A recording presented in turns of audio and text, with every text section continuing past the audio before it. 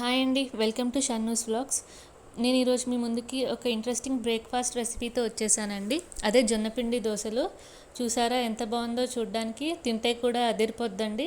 ఇది ఎలా చేయాలో చూసేద్దాం. దీనికి కావాల్సినవి ఉల్లిపాయలు, పచ్చిమిర్చి, కరివేపాకు, జీలకర్ర, అలాగే ఒక కప్పు జొన్నపిండి, అలాగే ఒక కప్పు బియ్యపిండి అండి.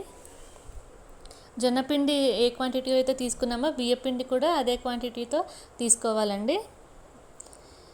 ఇది ఎలా చేయాలో ఇప్పుడు చూసేద్దాం. ముందుగా ఒక బౌల్ తీసుకోవాలండి. అందులో ఒక కప్పు జొన్నపిండి అయితే వేయాలి. అలాగే ఒక కప్పు బియ్యపిండి కూడా వేయాలండి.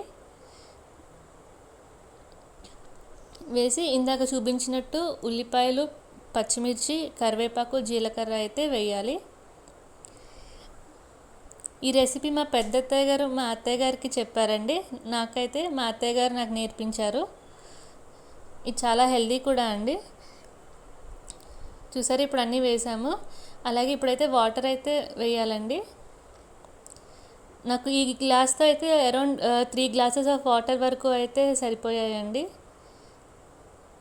ముందు 2 గ్లాసెస్ ఆఫ్ వాటర్ అయితే వేసి బాగా కలిపాను.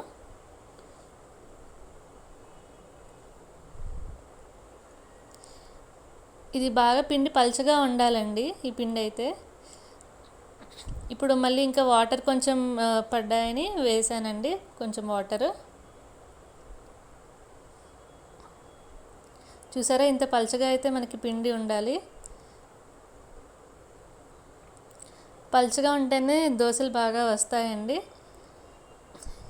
ఇప్పుడు ఇందులో కొంచెం తినే సోడా అయితే వేయాలి. అలాగే ఉప్పు సరిపడా వేసుకోవాలండి. టేస్ట్కి సరిపడా మీరు వేసుకోవచ్చు. ఇప్పుడు 2 వేసి బాగా మిక్స్ చేయాలి. కలిపి ఒక ½ అన్ అవర్ పాటు అయితే నానబెట్టాలండి. అలా పక్కన పెట్టి ఉంచాలి ఒక ½ అన్ అవర్ పాటు. ఇప్పుడు ఒక అరగంట తర్వాత అయితే మేము అట్లయితే వేసుకున్నామండి. ముందుగా ప్యాన్ పెట్టి కొంచెం హీట్ అవ్వాలండి ప్యాన్. ఇప్పుడు ఈ పిండితో మనం అయితే అట్లు వేయాలండి. రవ్వ దోశల మాదిరిగా అలా వేయాలండి. చూసారా, ఈ విధంగా అయితే మనం పిండితో నీట్గా అట్లు వేసుకోవాలి.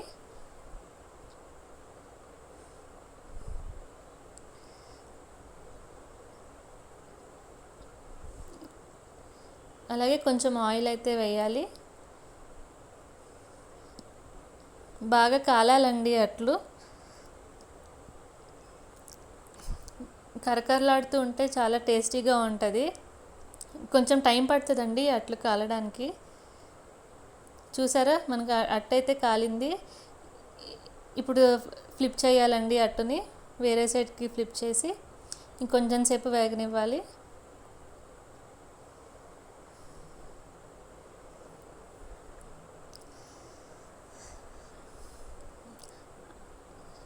అట్టు అయితే బాగా కాలిందండి. నేనైతే తీసి ప్లేట్లో అయితే సర్వ్ చేసుకున్నాను.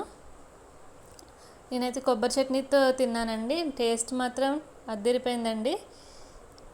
మీరు కూడా ఈ జొన్నపిండి దోశని తప్పకుండా ట్రై చేయండి. ట్రై చేసి ఎలా వచ్చిందో కామెంట్స్లో తెలియచేయండి.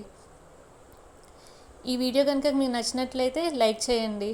అలాగే ఈ జొన్నపిండి మాత్రం అట్లు వేస్తున్న కొద్దీ బాగా థిక్ అయిపోద్దండి పిండి. సో మనం చూసుకుంటూ నీళ్ళైతే వేయాలండి. మా ఛానల్ కనుక మీకు నచ్చినట్లయితే సబ్స్క్రైబ్ చేయండి. అలాగే ఫ్రెండ్స్కి షేర్ చేయండి. Thank you for watching our videos.